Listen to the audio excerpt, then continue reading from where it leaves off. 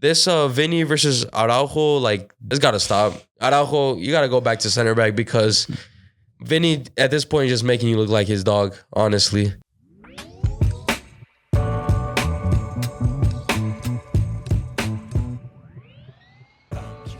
What is up, lads? Welcome back to the Ladsfootyshow. I'm your host, Viejo, here with my only co-host today, Keeks. As you guys can see, Steve has yet again missed another episode. This time, some weak-ass excuse about a flu. Or what was it, a fever? Something like that. Like 103? Yeah. Is that? Weak-ass shit. Weak-ass excuse, to be honest. But let us know. Send your prayers and thoughts to Steve in the comments. I think he very well needs it in this moment in time. And before we continue, I also have something to address. I'm pretty sure none of you guys know, but I'm officially a member at Cabra Sports, Cabra Football. So a lot of the posts you guys have been seeing have been some of my ideas. So happy to be a part of that team. I know you guys like when we collab with them and when we do videos together. So yeah, that's that. But now let's get into the video for today. There's so many talking points, a lot of news that happened this morning, and obviously the Clásico that happened yesterday. Let's start off. Oh, wait, no. I have to cash in the bet, huh? I mean, I thought we were going to ease into that, but yeah, we can do that. I had to bring that up. So I bet Keeks $20 that Cholos were going to be America. How'd that game go for you?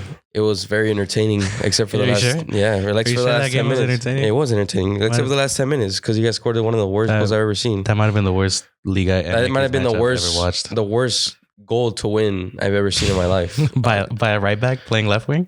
No, he's just left back. Oh, he's a left back. Or he's a full back, but still, he was playing up top. Left wing. Jesus Christ. I don't understand. We were literally dominating the whole game, 30 shots to you guys only had like, I think 5 or 6. You guys had like 2 shots on target, I think. No, we had like 8, and none of them were able to go in. Malagon masterclass, and now I owe you $20. I forgot my wallet upstairs, but I guess you'll get your $20. Go buy yourself some food. Appreciate it. I'm really poor right now. And then next week, not next week. Oh yeah, and it is 2 games from now in Liga MX. I bet Steve $20 for Cholos to beat Chivas also at home. I'm very confident in that because at first I was like, since it's Chivas, I'll bet $5K. But now we gotta be realistic. I bet him $20. So I really hope Cholos don't let me down again because I've had a very tough weekend. NFL, Ladsfootyshow fans. I'm a Cowboys fan. Weekend with the shit, huh? Oh no, Clásico went good. Practically 2 out of 3. Madrid came through. It's all good. But before we get to the Clásico, let's react to Messi winning the best award. Any thoughts as a Messi meat writer? I don't think I'll claim that. I might claim it.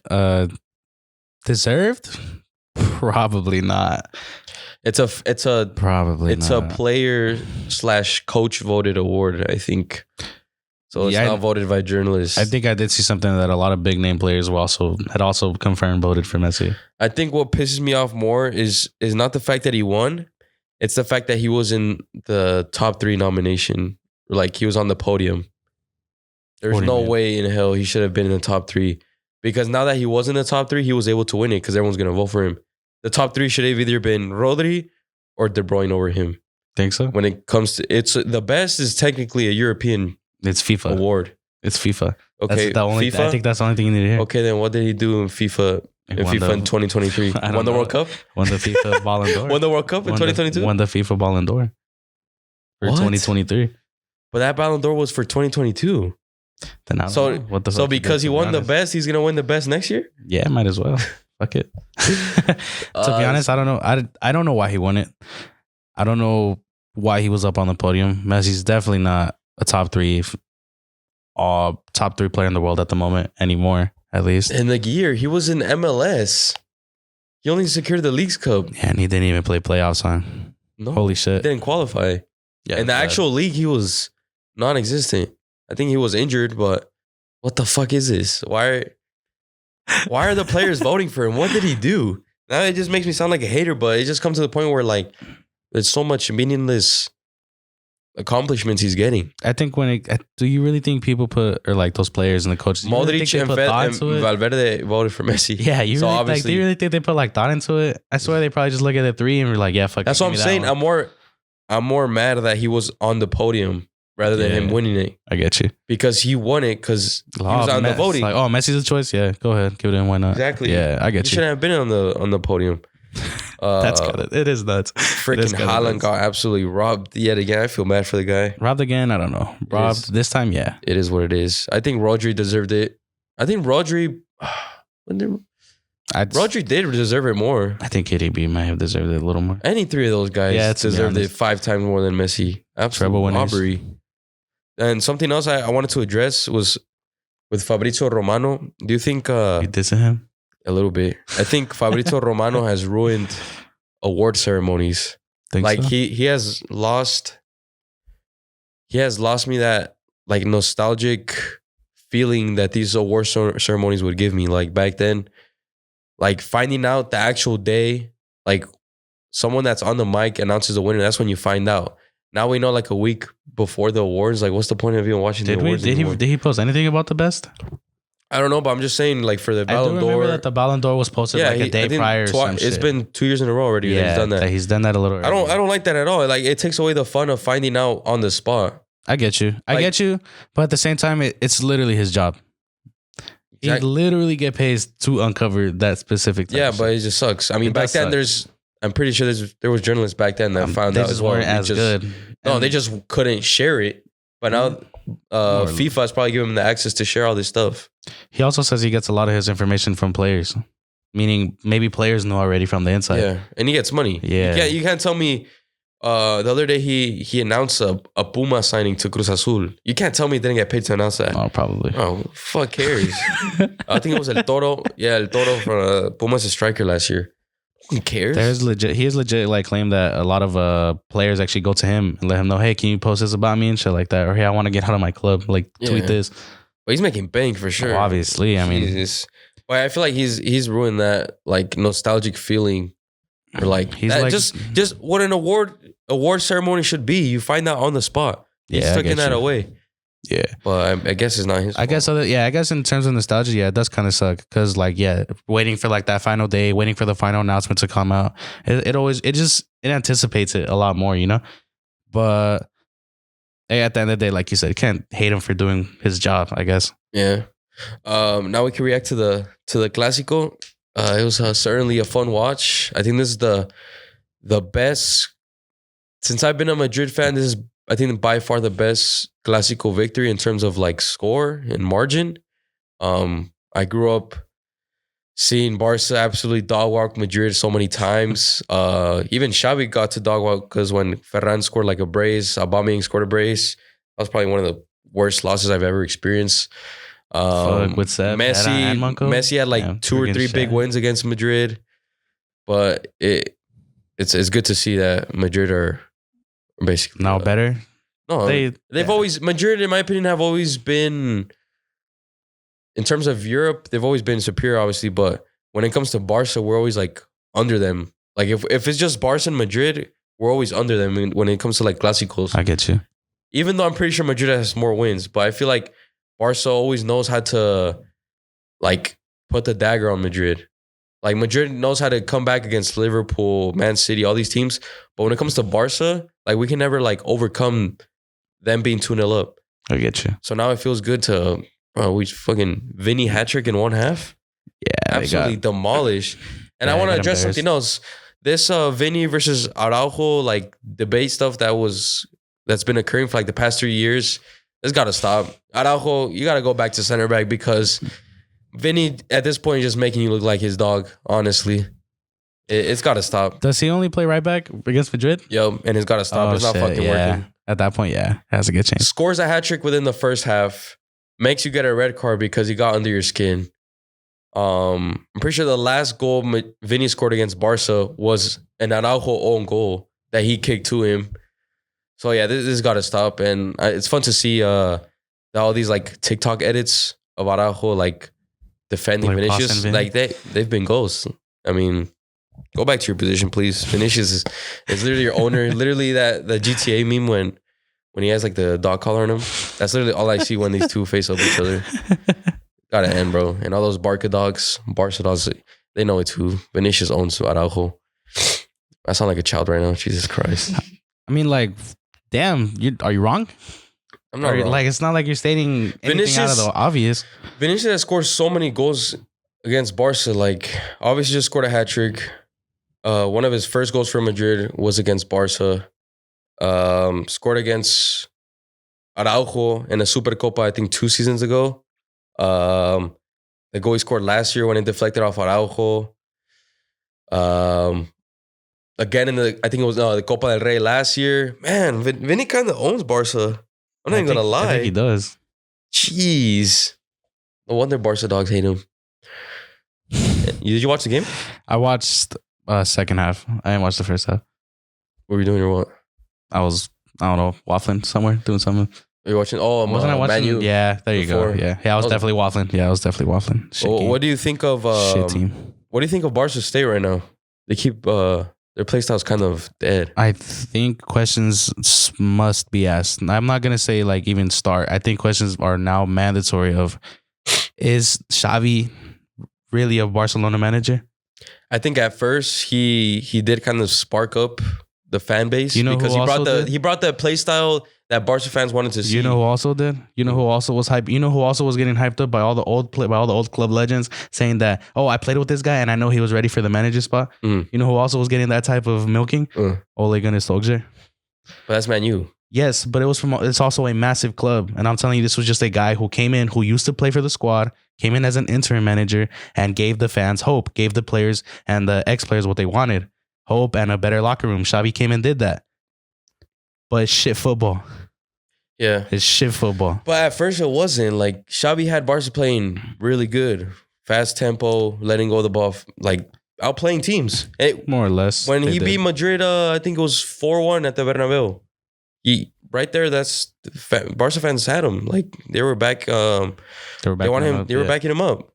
And since then, since they won the league last year, it's gone absolutely downhill. I think it's very stubborn when it comes to like adapting to teams, and I think he gets the lineup wrong in several games. He tends to start center mids at wing. It doesn't look good. I wish freaking Steve was here because he would have given more insight on Barca. Because I don't really. If Barca fans themselves don't like watching their own games because they think it's boring, then why would I watch Barca games? So, regardless of whether the football he was playing a while back was better, the football he's playing right now should be illegal. I can't lie. It's kind of boring. Playing that high line against Real Madrid. Not only did it look embarrassing, but it was just so out of place. This isn't like how are you gonna play high press, a high line against two wingers that are playing striker? The Clásico fades. The Clásico hype has been fading year by year, and we all know it. Obviously, it's just it's not what it used to be in terms of hype. Messi, Ronaldo, those two big name players, the whole squad's being stacked. It obviously has hyped down a little bit, but it doesn't make it better when Barca are conceding 2 easy ass goals like that, coming to play that type of football in a final. That's embarrassing. Yep. That goal, the first Vinny goal was easy. Bellingham just held the ball for like 5 seconds. He was like, all right, let me call it back. Both goals were high press, easy through ball. Kunde gets misplaced, Bellingham, out of position. Carvajal picked up Rodrigo making a run from his own practically from the 18-yard line. A right back giving that nasty practically from his destined position, from his spot, and picks an easy through ball with Araujo, with the whole back line in the fucking half line. Are you kidding me? Mm-hmm. That shouldn't be happening with a club like Barcelona. Can you imagine if Rafa Marquez takes over Xavi? Do you know how good Barca B plays? Huh? Do you know how Barca B plays good? They play good football. Yeah? I've heard that they're kind of mid. They're mid, but they play good football. They play it was the same way Xavi had that Qatar team playing. What do you think is the difference then between Xavi and Kaiser? What would be the difference? I don't know. I've never. Well, I'm saying because we don't know anything about Xavi being a manager or about Rafa. I mean, neither did we have Xavi. He had Indian motherfuckers. He had Sunday League ballers balling the fuck out. Well, yeah, obviously you can do that when they play in the league that terrible. You imagine this could be the start of Mexico's 2026 campaign. Xavi gets sacked. Marquez gets appointed. Does a stunning job. Brings the fan base back. Has the team playing well. For here till 2026. And 2026 comes, he gets appointed to be the selección manager. And everything clicks. Everything clicks in selección. The right players. Some youngsters live up to their potential. It's not enough space. The World Cup comes. If we really wanted Rafa, or if we really wanted to get Rafa a good chance, we'd have to do it like now, or like by next year, like January. But it also depends on Jimmy. If Jimmy doesn't do bad in the Copa America, he's gonna stay. Then we'll keep Jimmy. So it's really hard to say. Or like even having Rafa as like a assistant, like an assistant. I don't think he wants to be an assistant though. I think he does. I think he does want. If he is gonna take a selección job, it'd be the full if he doesn't get appointed by Barca, I think he should be assistant manager for Mexico in the World Cup. It reminds me of like Thierry Henry doing all these assistant jobs for like France and Belgium. Yeah, I get you. It would be sick. I mean, he's been there before. 5 World Cups. For Mexico, one of the most capped World Cup players in all the countries. In all of the countries. Has scored in 4 World Cups. He's done it. He would be a great mentor for that selección squad in 2026. So that idea isn't far off at all. It's not the worst. It just seems really unlikely. It seems more of like a miracle. Yeah, a miracle. It can happen. If I was a selección, I would make that happen. But we're not though, because we're broke. But that's smart though. That really is smart. I know it's smart, but when does the selección make smart decisions? Yeah, that is true. We make business decisions. We don't make smart decisions. We don't make decisions for the sake of the football. We make decisions based on how much money it can make us. Damn, that is true. Simple as that. Why didn't we pick to be USA fans? Never mind, USA is worse. Nah, because back then we were fucking sick. Back then, La Selección Mexicana was the best thing. Was the best fan base you could support. I mean, we still are the best fan base. I think we're the biggest fan base. I don't think we're the best anymore. Biggest, yeah. Because when it comes to World Cups, we always pack out the stadium the most. Yeah, biggest, yes. Best. The most watched game in the past World Cup. Most attended game was Mexico, Argentina, Mexico. Yeah. Do you think we still lost? Holy shit. Disaster class. Do you think Barca will ever be able to succeed in terms of winning a championship without Messi? Do you think we'll ever see that Barca come back? I think so. How? We're only 21. We're only 21, dude. It won't happen. I don't think it'll happen anytime soon. Believe me. But I think in between this new era coming up and the next era of football, I think maybe they can bounce back from what they are right now. And succeed again like the big ass club they are. Keep in mind they're also down in the mud in terms of bankruptcy. They're also selling parts of the net. They're selling grass pots. Fake grass outside the stadium. God. They're selling like a piece of the stadium like engraved into a necklace or some shit. They're trying to make as much money as possible. I think Spotify makes money off of them too. So everything is in the mud for that club. So once they maybe get their stadium back, then continue on from there in terms of like a rebuild of the club. It's like a whole thing that needs to be done. It's kind of sad when you're, in my opinion, their only player that gets you out of your seat is 16 years old. Lamine Yamal is the only Barca player that actually gets me out of my seat. And do you rate De Jong? Do I rate Frankie? Yeah. Yes, I've wanted him at United since we've been linked. Bro, I keep seeing things like that he's has the potential to be one of the GOATs at his position. I really don't see it. Nah, he's good, man, but Barca fans milk him. I think Barca fans milk him, but I think if you really do know football, you know that Frankie De Jong is since Ajax, really good, talented. Bro. He's really, really good. But GOAT status, and I think what makes him really good is his adaptability. The fact that he can play center mid and CDM. He knows how to play both. He's playing center back for a bit. He's playing center back. He knows how to play he can rotate. But not only does he rotate, he brings his effectiveness from every position into every other position. The guy is a very complete midfielder. Yeah, he's I think his best feature is probably composure. Very composed. Definitely. He's silky, his way of dribbling. That's why people say he can play the 10 position. I don't think so. Nah, he can't play the 10. He's fast. If you were to race him, but on the ball, I think he's pretty I get you. Slow in his how he maneuvers. He can't accelerate on the ball. Yeah. And another talking point, this one's more home to you, since he just left Manchester United. Jadon Sancho returned to Dortmund. Good to see. Gets an assist on his return. exactly what he needed for his career. Hopefully he builds off this and doesn't go back to Man U. I'm happy for him. I'm happy for Jadon. I know he has to go back to Man U in terms of the contract, right? Yeah. But he shouldn't go back to Man U. Why not? Because if Ten Hag is there, it's literally your bias against the club. No. Against the it's club. my love for Sancho. No, if Ten Hag is still there by the time this loan is over, should not. You can't tell me he was there for half a year and he couldn't apologize. There's something Ten Hag said to him, bro. Like, there's no way he hates him this much. I mean, it's also not like Sancho's been the most professional player. It's the same reason he was taken out of the Man City club or the Man City squad or the youth squads. Why? For immaturity and stuff like that. Yeah.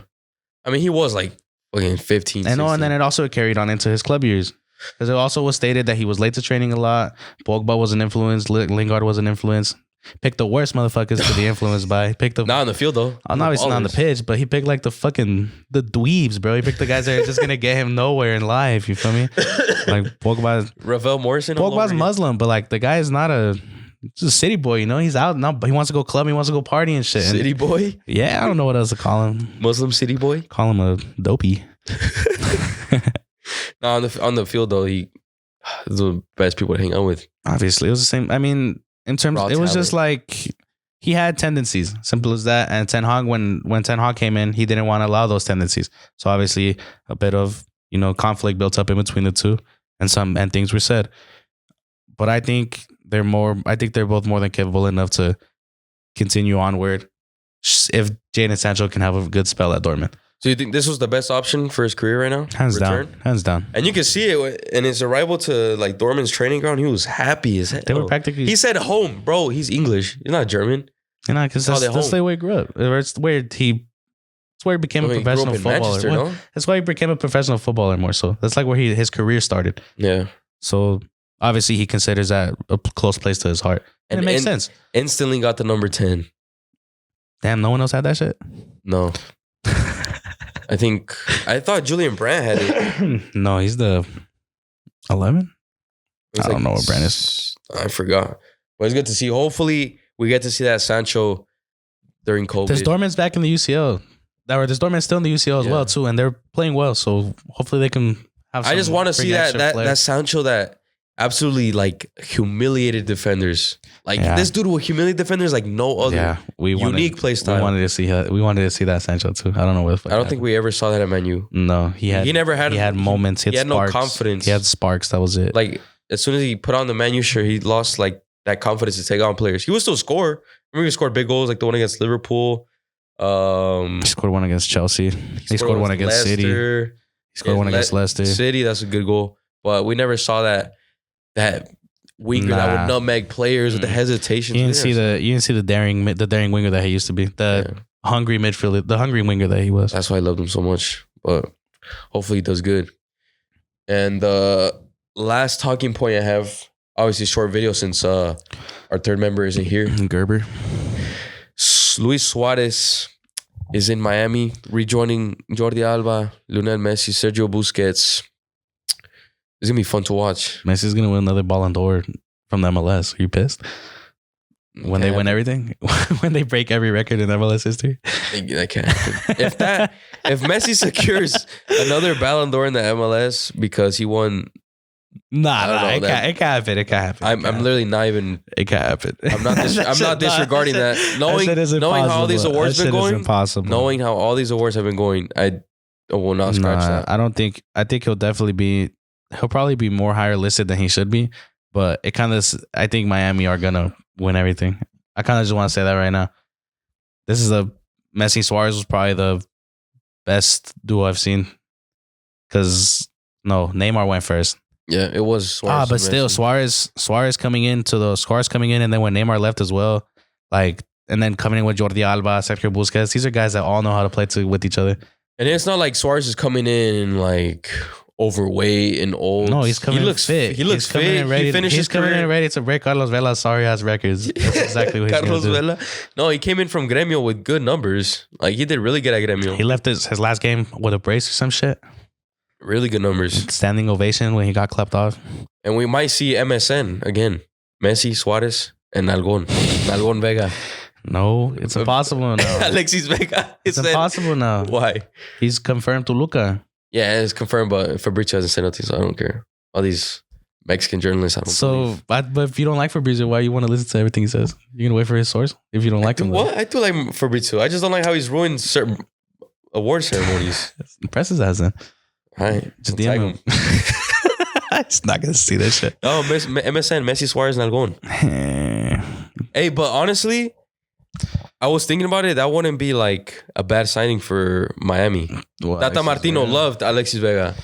We know he did. I don't know why we're talking about this. He literally went to Toluca already. There's no point. It's not confirmed yet. Dog, it was like it's confirmed. Not here we go yet. I think it's because he only here we go. He only here we go like once. Huh? He only here we go like that sorry ass Puma signing you were mentioning that he got fucking. No, and he got paid Alex Alcalá, the youngster. Yeah, he was definitely getting checks for that shit. That kid's a baller. I mean, I've been watching him since he was like 13, bro. Yeah. His indoor highlights that his parents would post. I swear to God. Yeah. Have you watched them before? No, I haven't. They're crazy. He's the craziest kid you ever seen play indoor. I think the only kid that I legit like would watch was like Xavi Simmons. Yeah. That was legit like the only like little motherfucker that. You never seen Alex Alcalá highlights when he was little? Nah, I really don't watch many like young like little kid highlights, you know? I'm gonna show you after this. Yeah? He's fucking. If they're not creamy, then you owe me another $20 close. What's the best way to put it? He was motherfucker waffling. No, I swear to God, you're gonna be amazed when I show you right now. But all you guys that know Alex Alcalá, he's gonna be a good player. Very good player. And hopefully he picks Mexico as his country because he could pick either USA or Mexico. Another one? Shit. Yeah. But he's been, during the youth ranks, he's been in Mexico all the time. So fingers crossed he stays. But yeah, that was a short episode for today, lads. Appreciate you guys for listening. Stay tuned on all our socials. And what else you got to say? Don't forget to turn on our post notifications. Go ahead and subscribe and drop a comment letting us know any video ideas you guys want us to do. Yeah. And let us know why Messi has to steal every award possible. Peace.